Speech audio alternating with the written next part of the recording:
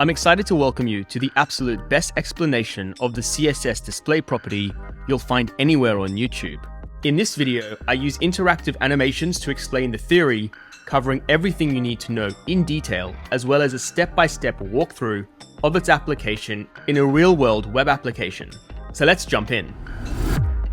So before we start looking at the display property, I want to do a quick refresh on what are block and inline elements. All HTML elements are by default either a block or inline element. Looking at block elements first, their main feature is they always start on a new line, and we can represent them like this. They also take up the full width of the page. And here are some common block elements. For inline elements, these do not start on a new line, unless they come after a block element. And that's because the block element extends the full width of the page, so pushes the inline element onto a new line. And we can represent inline elements like this, where they're able to butt up against each other. Unlike block elements, they only occupy the width of their content. And common inline elements include these ones here. So now that we've recapped block and inline elements, let's talk about block elements and the box model. Block elements follow the box model rules, so applying any properties work as expected. So I'm going to represent a block element with this purple box here. It could be any block element, like a heading, paragraph, or div. We can apply width to the block element. We can apply height to the block element. We can apply padding to the block element. We can apply a border to the block element. And finally, we can apply margin to the block element. All these properties work as expected. Let's play around with this in VS Code. So I'm in a new index.html file. I've grabbed the boilerplate, and I've also linked up an app.css file, which is currently empty. I'm just going to go add a div, which we know is a block level element. In app.css, I'll select this div, and I'm just going to go add all the different box model properties. Let's give it a width of 500 pixels, a height of 500 pixels. We'll give it a background color so we can see it. Let's do light coral. We'll give it some padding of 50 pixels. A border, which will make 10 pixels solid black, and finally some margin all around it of 100 pixels. So let's check this out in the browser. So as expected, nothing crazy going on here. For block level elements, all the box model properties apply. Let's confirm this inside DevTools. I'll inspect the element. We'll go down to the box model. We'll see the width and height has been applied, padding's been applied, the border's been applied, and the margin's also been applied. So for block level elements, everything works as expected when applying box model properties. So now let's look at where things get a bit interesting. And that's inline elements and the box model. Inline elements do not follow the box model rules, so applying some properties do not work as expected. In purple here, I'm representing an inline element. This could be something like an anchor tag or a container element like a span. So for width and height, this cannot be set. The width and height of the inline element will just be the width and height of the content. We can't manually override the width and height with the width and height properties. For block elements, we can. If this was, for example, a heading and it had a width and height set by its own content, we could still then apply the width and height properties to override those values. But we can't do this for inline elements. Let's now take a look at padding. For padding, it applies but only pushes content away horizontally. We'll see exactly what this looks like inside VS Code soon. Let's now take a look at border. For border, just like padding, it applies but only pushes content away horizontally. And we'll see exactly what this looks like inside VS Code soon. Let's now take a look at margin. For margin, it only applies horizontally. So no margin is applied vertically. To get a better understanding of what this all means, let's jump into VS Code and play around. I'm back in the file we were working in before. I'm just going to get rid of this div and get rid of the styles here. I'm now going to add a chunk of paragraph text. I'll grab the p tag and I'll type lorem times 40 to get a whole bunch of paragraph text. I'm going to go towards the middle of this chunk of text, and I'm going to add some span tags, which we know are inline elements. I'll wrap this word in the span. And let's just give it a class of inline element to make it clear for us. I'm now going to head over to app.css. I'll select this element. It had the class inline element. And let's just start by giving it a background color. I'll choose light green. So let's check this in the browser, and we'll continue to add box model properties and see their impact. All right, so here's that stan element we've given a green background color. So let's go add a height and width. I'll give it a height of 400 pixels and a width of 400 pixels. I'll refresh, and you'll see absolutely nothing has happened. And that's because for inline elements, width and height don't work. Let's now give it some padding. I'm going to apply 100 pixels top and bottom, and 100 pixels left and right. I'll refresh, and as you can see, the padding has been applied. The green extends 100 pixels top and bottom and left and right. However, it's only pushed content horizontally. You can see this word here and this word here have been pushed away from our span, but the text below and above has not moved. Let me just comment out the background color. So you can better see now that the text above and below is still present. It's only left and right that the text being pushed away. And if I turn background color back on, you can see that the padding has still applied, but it's having a weird effect, only pushing content away horizontally. I'll now add a border. Let's do 20 pixels, solid, and red. I'll refresh, and again, the same thing is happening. The content horizontally, that is this word here and over here, have been pushed further horizontally, but there's been no impact on the content below or above. It's staying in place. The last property is margin. Let's apply 100 pixels top and bottom and 100 pixels left and right. I'll refresh, and look what's happened here. The margin has simply not applied top and bottom, but it has applied left and right of the content. You can see over here, there's 100 pixels between the edge of the border and the word over here. And there's also 100 pixels between the edge of the border and this full stop or period over here. So long story short, there's just some weird stuff going on with applying box model properties to inline elements. And we're going to see soon how we can correct this, as being able to apply box model properties to inline elements is important. So let's now take a look at the display property. This sets how the element is formatted and positioned. It looks like this, where display is the property, and in this case, block is the value. The values can be block, inline, inline-block, flex, and grid. The value block is the default value for block elements, and inline is the default value for inline elements. So for example, a heading, which is a block element, by default has a display property of block, whereas an inline element, like an anchor tag, has by default display inline. Now, not that you would do this, but you could change the inherent behavior of these elements. So for example, a heading, which is a block element, I could add the CSS property display inline, and this changes the heading to an inline element now. The other value Inline-Block we'll be talking about now, and the other values, flex and grid, form their own topics, as there is a lot to discuss with them. You can watch my CSS full course for free on YouTube in the description below, where I go into all the details you need to know about flex and grid. So let's now have a look at the value Inline-Block. This combines features of block and inline elements, and it helps correct some of the issues we saw earlier, where box model properties were applying very weirdly to inline elements.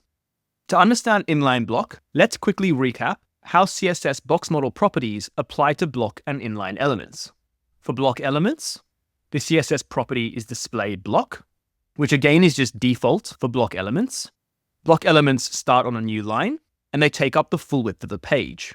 For the box model properties, width and height can be set, padding applies as expected, border applies as expected, and margin applies as expected. For inline elements, the display value is inline, and again is set by default on inline elements. Inline elements do not start on a new line, and they only occupy the width of their content. For the box model properties, width and height cannot be set, padding only pushes content away horizontally, border only pushes content away horizontally, and margin only applies horizontally. So let's now talk about Inline-Block. The display value for this is Inline-Block. Inline-Block takes the inherent display properties of inline. That is, it does not start on a new line, just like inline properties, and it only occupies the width of their content, just like inline properties. So an Inline-Block element is exactly like an inline element. However, When applying CSS box model properties, Inline-Block takes all the good stuff from block, in that width and height can be set, padding applies as expected, border applies as expected, and margin applies as expected. So the display value Inline-Block helps solve the problems we saw when applying CSS box model properties to an inline element. Inline-Block gives us an inherent inline property, which we still need, but allows us to apply box model properties as expected. Let's take a look at this inside VS Code. So just as a reminder, this element over here is a span, which is an inline element. And by default, its display value is set as inline. Let's go explicitly set it though. Display inline. If I refresh the page, nothing will happen, because by default, this is an inline element.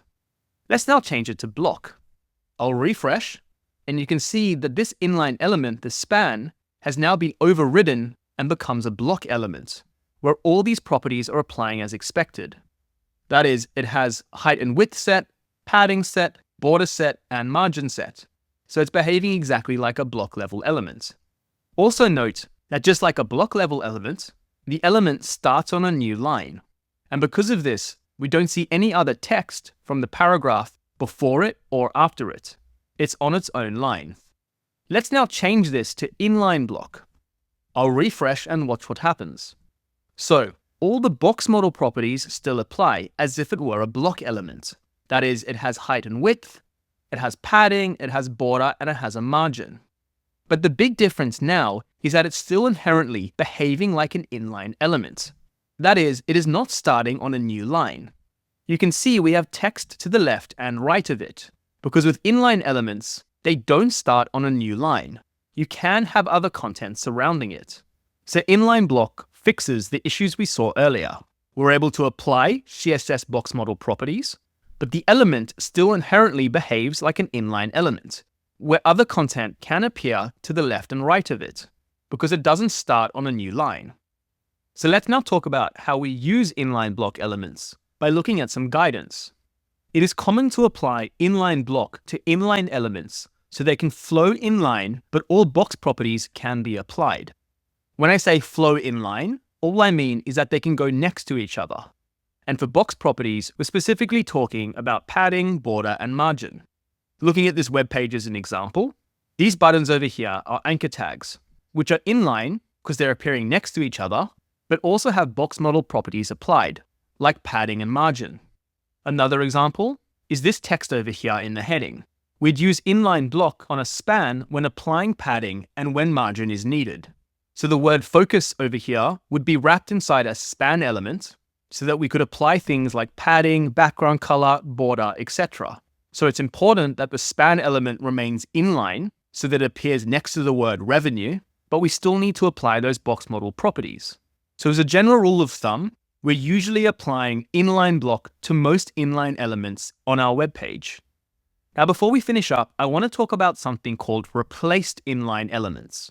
These are inline elements where the content is sourced externally and is not part of the HTML markup. To understand this, let's first talk about regular inline elements. As we know, they do not start on a new line. They only occupy the width of their content. Width and height cannot be set. And padding, borders, and margin do not apply as expected. Examples of regular inline elements include anchor tags, span, subscript, and superscript. Now let's talk about replaced inline elements. Just like regular inline elements, they do not start on a new line, and they also only occupy the width of their content. But with box model properties on replaced inline elements, they apply as expected. Width and height can be set, and padding, borders, and margin apply as expected. Replaced inline elements include the image tag, input, select, and text area. So replaced inline elements, as the name suggests, is when the browser is actually replacing the HTML element with something else. So for example, in the HTML markup, we put an image tag, but on the web page, we actually have a real image. It's being replaced. Same with the input tag. In the HTML markup, we have input, but then on the real web page, an actual input field renders. The input tag is being replaced by an input field, where I'm able to type something into the box. In a nutshell, There's a subset of inline elements called replaced inline elements, and the most common ones we use are image and input, whereby the box model properties do apply just like a block element. So let's check this out in VS Code. I'm back in our app.css file, and I'm going to remove this display property. This will default back to a regular inline element. And as you know, we're going to have a whole bunch of issues when trying to apply the box model properties. In the index.html file, I'm going to add an input, which, as I said before, is a replaced inline element. You can see it down the bottom here. Now it's replaced because an actual input box is rendering on the page. The tag input is being replaced by something else. In this case, an input field. Let's give it the class replaced inline element. I'm going to head over to app.css and select it. Let's now go apply some box model properties. Let's give it a width of 400 pixels, a height of 50 pixels, padding 100 pixels top and bottom, and 100 pixels left and right. A border of 10 pixels solid green, and margin of 50 pixels top and bottom, and 50 pixels left and right. I'll refresh, and you can see all the box model properties have applied to this replaced inline element. Let's double check that in DevTools. So you can see over here, the width and height's been applied, padding's been applied, border's been applied, and margin's been applied. So long story short, just be aware that there's this thing called replaced inline elements where the box model properties do apply. And the most common replaced inline elements we're going to be working with are images and inputs. So for those, you don't actually need to apply Inline-Block. Whereas for things like anchor tags and spans, we should be applying Inline-Block so that they can behave like an inline element, but we're also able to apply the box model properties as we'd expect them to work. So let's wrap up the theory of this video by building a summary card for the display property. To summarize what we've learned, I've made this table where I have the different values as columns, block, inline, and inline-block. And in the rows, in purple, I have behavior, and in orange, I have box model properties. So let's start with block elements. For block elements, they start on a new line. They take up the full width of the page. Width and height can apply. Padding applies as we'd expect. Border applies as we expect. And margin applies as we expect. For inline elements, they don't start on a new line. They don't take up the full width of the page or container. You can't set width and height. Padding doesn't apply as we'd expect. Border doesn't apply as we'd expect. And margin doesn't apply as we'd expect. Now, none of this should be new to you, but what is new is the new display value Inline-Block, which retains the inherent behavior of an inline element, but allows us to apply box model properties. So for Inline-Block, it doesn't start on a new line, and it doesn't take up the full width of the page or container, just the content of the inline element. So an Inline-Block element keeps all the inherent characteristics of an inline element. But Inline-Block now applies box model properties how we'd expect. We can set width and height, padding applies as we'd expect, border applies as we'd expect, and margin applies as we'd expect. Now that you've mastered the theory so far in this video, it's important to understand how we can use it in a real-world web application. For this part of the video, I recommend you download the starter HTML and CSS files in the description below and code along with me. We will be working on the homepage for a major full-stack web application called Quill, which you can learn more about in the description below. This project is part of my CSS full course, where we build the Quill homepage from scratch. You can join me for free in my CSS full course on YouTube by clicking in the video appearing in the top right now. So let's go and add the Inline-Block element to our Quill project. So let's identify the different inline elements we need to do this for. The first are these buttons over here, which are anchor tags. By default, they're inline elements. So we're going to change them to Inline-Block so that box model properties apply to these as expected. The text mindful living currently sits inside a span, which is also an inline element. So we're going to change that to an Inline-Block. So again, box model properties will apply as expected. In the top left, we have our Quill logo, which is an image. For the image, there's no need to set to Inline-Block, as it is a replaced inline element. If you remember from earlier, replaced inline elements, like images and inputs, are inline elements where the box model properties do apply as expected. Further down our page, we again have a span over here, so we need to update that to Inline-Block. The image over here is a replaced inline element. So we don't need to update that because the box model properties will apply as expected. And at the bottom of the page, this button over here is an anchor tag. So we need to update that to Inline-Block. So let's jump into VS Code and make these changes. So I'm back inside our app.css file. In our global styles over here, I'm going to scroll down to the anchor tag and change this to display Inline-Block. Because this is using the type selector on the anchor tag, all anchor tags will now become Inline-Block. I'm then also going to go select the span element using the type selector. And I'm going to change this to display Inline-Block. And this will ensure any span element has the display property Inline-Block. Now, I've applied these display properties globally. I want all my anchor tags and all my spans to display Inline-Block. This ensures any future anchor tags or spans I add will have this applied. Now, I could have applied the display property inside these components. Our button class is being applied on the anchor tag. So I could have added display Inline-Block over here. The only problem is that that only covers buttons. There could be other kinds of anchor elements I add later that I also want to be Inline-Block. And the same thing with this highlight component. I could have added display Inline-Block over here, but that would only cover this particular component.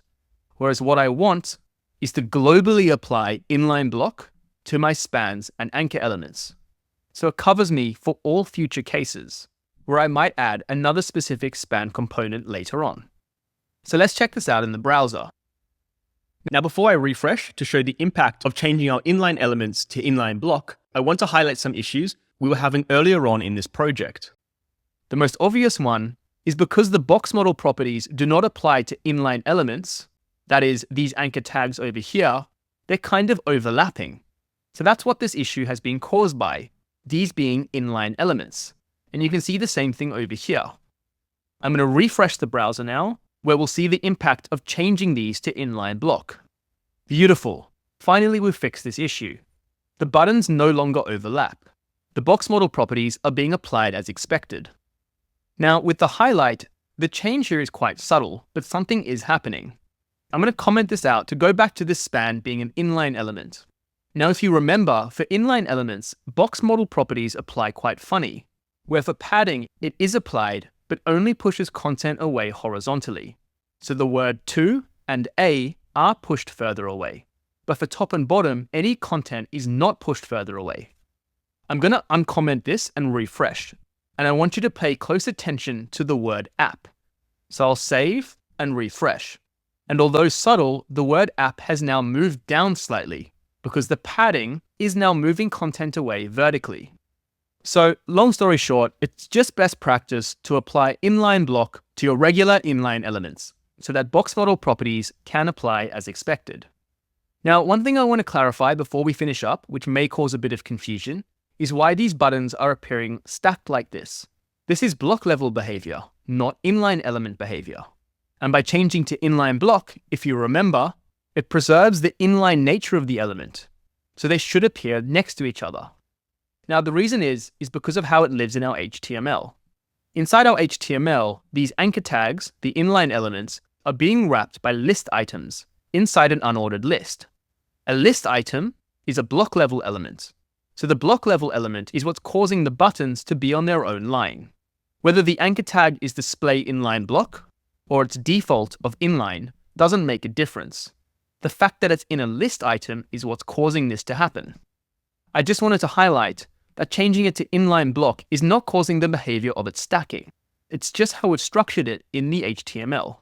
And if I actually remove this from the list item, like this, from the unordered list, and place it there, and place this one below it, you'll see that they actually do go in line. So I just wanted to highlight that in case you were thinking about why that's happening. And really just emphasize that applying Inline-Block keeps the inline nature of the element, but allows us to apply CSS box model properties as we'd expect them to apply. If you enjoyed this style of teaching and are looking at mastering CSS, you can join me in my CSS full course, which is available for free on my channel. It's the world's most detailed CSS full course designed for complete beginners and covers everything you need to know to code CSS at a professional level.